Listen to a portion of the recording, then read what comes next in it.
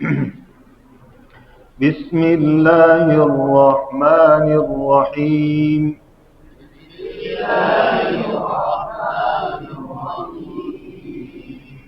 نورانی قاعدہ تختی نمبر 4 حرکات. اس کے ہم کتنے حروف پڑھ چکے ہیں جی؟ 2 4 6 8 10 حروف پڑھ چکے ہیں. یہاں سے پڑھنا ہے. اچھا وہ باتیں پھر میں عرض کر دیتا ہوں. حرکات کو زیادہ کھینچ کر نہیں پڑھنا، کیونکہ حرکت کو کھینچنے سے حرف پیدا ہوتا ہے، لہن جلی ہے. ٹھیک ہے نا؟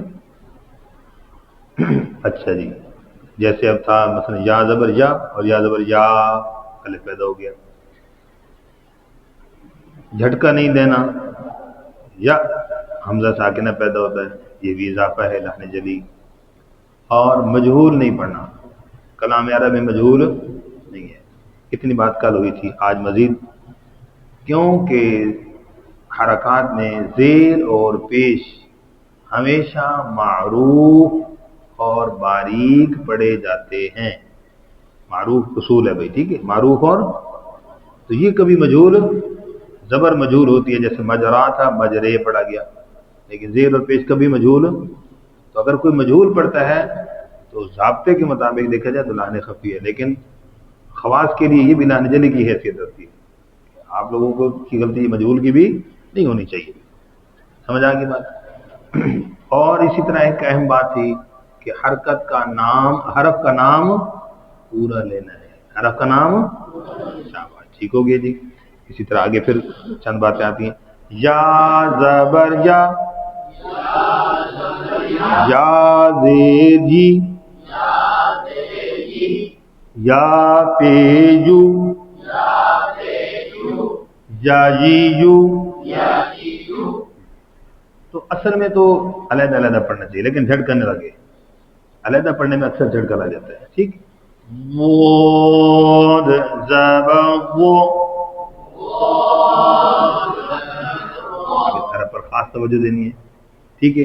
اب اس کے اندر میں نے ایک تو بات بتائی، حرف کا نام پورا لینا. دوسری ایک اور اہم بات کیا ہے کہ موٹا حرف ہے تو زبر اور زیر اور پیش کی صورت میں باریک ہو کر تبدیل ہو جاتا ہے، جو کہ کیا ہے؟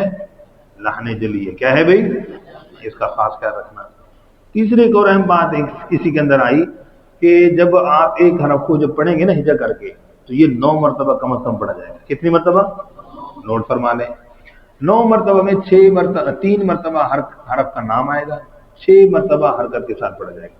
اب ہوتا کیا ہے، بچہ حرف کا نام صحیح پڑھتا ہے، کتنی مرتبہ؟ 6 مرتبہ حرکت کے ساتھ غلط پڑھتا ہے. تو کس کی مشق زیادہ ہو رہی ہے؟ غلط کی. اور قرآن میں کیسے پڑھا جائے گا؟ حرف حرکت کے ساتھ پڑھا جائے گا، اور غلط کی مشق ہو رہی ہے. اس لیے بڑی توجہ کی ضرورت ہے. اب کیا کہیں گے؟ وہ زبر زو، اب زو پڑھیں گے تو زا کے والا گے. توجہ، وہ زبر وہ، پڑھتے ہوئے ذرا یہ فنگر اتنا آ سکتی ہے، آپ لوگوں کو شرم آ رہی لگتا ہے نا. ہاں تو توجہ رہے تاکہ زبان کی کروٹ داڑوں کی جڑ سے لگنی ہے. وہ زیو، اچھا زبان کہیں داڑوں سے باہر نہ نکالیں، ایسے نہ کر دینا بھائی، ایسے چیک کر رہا ہے ادھر باہر لگے نہیں آئے گی، داڑوں کے اندر کی جڑوں سے لگنی ہے، وہ اندر کی. وہ زیو، صرف توجہ کریے. وہ پیش وہ، فنگر وہ وئی، زینے وئی وہ، شاباش. لالیلو، آسان ہو گیا. نون زبنا، ٹھیک، حرف کا نام پورا ہے جی. نون زینی، ٹھیک ہے جی. نون پیش نو، نا نینو، ہاں جھٹکا، نا نینو کی کہنا. یہ نہیں کہ ایک عام پنجابی کی جس میں مثال ہوتی ہے دوسرا بن گیا. تو نانی نو لمبا. تو یہ ایک جو سٹائل ہے اردو کا، جیسے کاکی کو، نانی نو، دادی دو، تو یہ رشتے کے نام ہیں.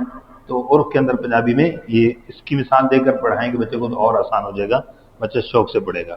ٹھیک ہے جی. اور اس کے اندر یہ جو سٹائل ہے نا نانی نو، اس کے اندر حرکات کی جو مقدار ہے وہ متعین ہو جاتی ہے. ذرا کہیں سے اوپر نیچے بڑھے گی یا کم ہوگی تو فوراً فیل ہوگی. ٹھیک ہے، تو اس لیے یہ والی مثال یاد کرا دیں، اچھی ہو جائے گی.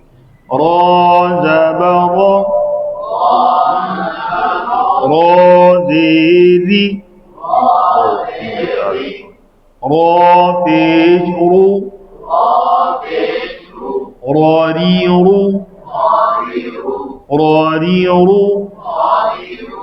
جی سمجھ آ گیا جی.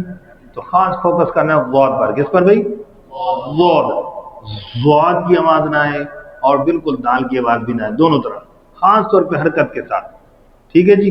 اس کا خاص کریں گے، توجہ کریں گے، اس لیے بالکل چند حروف پڑھیں.